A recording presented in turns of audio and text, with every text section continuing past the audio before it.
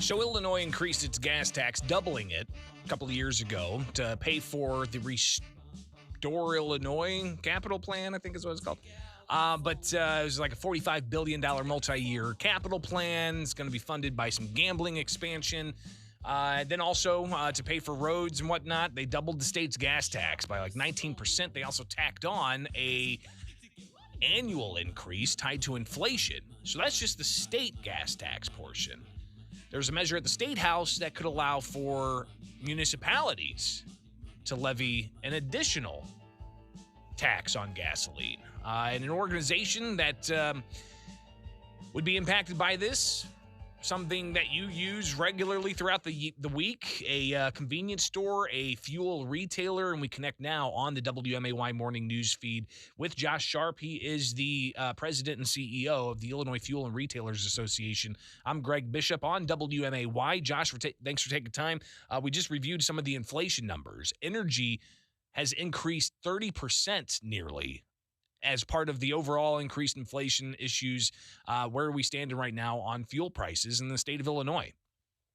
Well, there's certainly, first of all, let me say thanks for having me on this morning. Fuel prices, along with just about the price consumers are paying for everything else, is certainly up in the past year due to inflation. One big factor also playing a role, I think, for my industry in rising prices has to do with the trucking shortage. You know, you and I have talked about that before, but there's a huge shortage of truckers to get fuel from the terminal to the stations. So that's also playing a big role in price increases.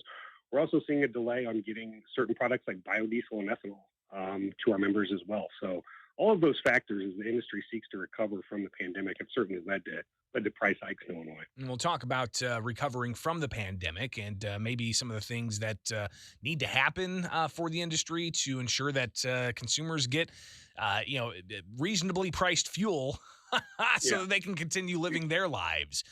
Josh Sharp with the Illinois Fuel Retailers Association with us on the WMAY morning news feed. But let's talk about this bill that State Representative Mike Zaleski has, and I have reached out to him. Hopefully we can connect at some point to get his side of this. But where do you guys stand on House Bill 4424? Well, we're absolutely opposed to this bill and any other piece of legislation that's going to increase taxes on fuel. You said in your opening remarks there, and you're correct, that the state of Illinois raised its motor fuel tax a few years ago to pay for a whole host of programs. But municipalities get a giant cut of that money already. 15% of that gas tax goes back to municipalities.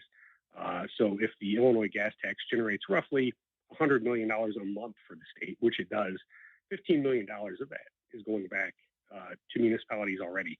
To compare that to what, other units of government are getting, counties only get about 5%, road districts get about 5%.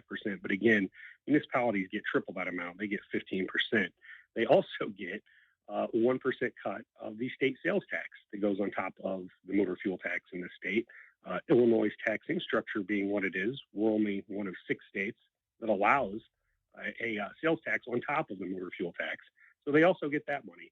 So we really don't think that there's a huge need in the state of Illinois to be sending more money to local government or allowing local government to tax more than they already are, because they're already getting such a huge cut of the revenue that's out there.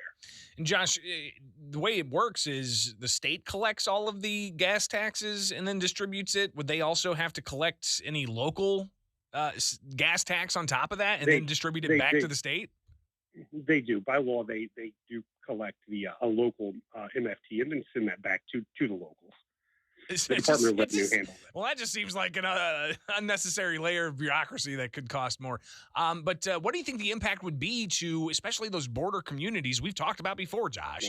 Those gas stations that are in the Quad Cities that their consumers can just hop over the border and get cheaper gas. In the Indiana border, Kentucky border, Missouri border, Wisconsin border, they can find cheaper gas just a few miles in the other state. That's true, and it just makes them all the more uncompetitive. I mean, frankly, I'm shocked that we're even sitting here in January talking about increased gas taxes in the state of Illinois, because we know what they are. There's some of the highest in the Midwest. There's some of the highest in the nation. I think we were number 3 behind only California and New Jersey in terms of gas taxes. We don't need more taxes in this state. Our industry, motorists, they're taxed enough.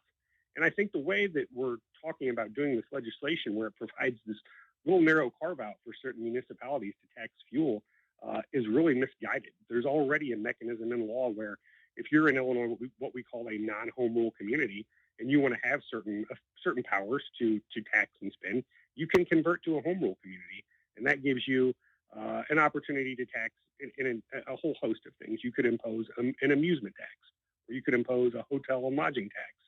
But if you go by the legislation that's been introduced here, it provides that these municipalities can only tax one thing, and that's gasoline. And to single us out like that and say, well, here's a place where you can go and get revenue, where do you think these municipalities are going to come to when they need more revenue? Since they can't tax anything else, they're going to come back to gasoline. It's terrible public policy. It's a bad bill, and I hope it gets rejected. Josh Sharp with the Illinois Fuel and Retailers Association on the WMAY morning news feed. Got a few more minutes here. Let's talk about the status where we're at in the pandemic. Of course, it rocked a lot of industries. You guys were open the whole time. As I was driving into the radio station every morning during stay-at-home orders, the gas stations were open and doing business. But obviously, there's a lot of lasting impacts from the pandemic. How do we get back to some normalcy and productivity?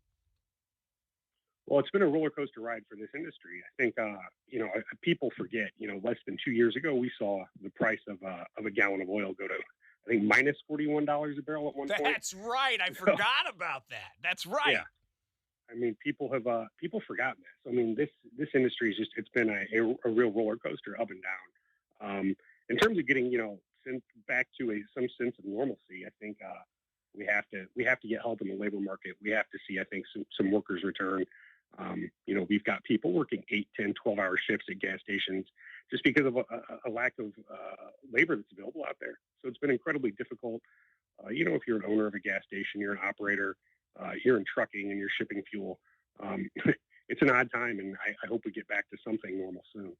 And Josh, the employment atmosphere in Illinois, we've got, for instance, the unemployment debt that has yet to be addressed. That could lead to higher taxes. How important is it that the legislature get back to doing business and focusing on issues like that? Incredibly important. And I hope the legislature is able to return to Springfield sometime soon to really take up a full legislative calendar so we can get to work on some of those issues. And that unemployment debt could be one of them, but we'll see because, of course, they canceled next week's session. Josh Sharp, the president CEO of the Illinois Fuel and Retailers Association, greatly appreciate your time this morning. We'll keep an eye on this bill and see what happens with it, all right? Absolutely. Thanks for having me on. It's the WMAY morning news feed. All right, coming back, I want to hear from you.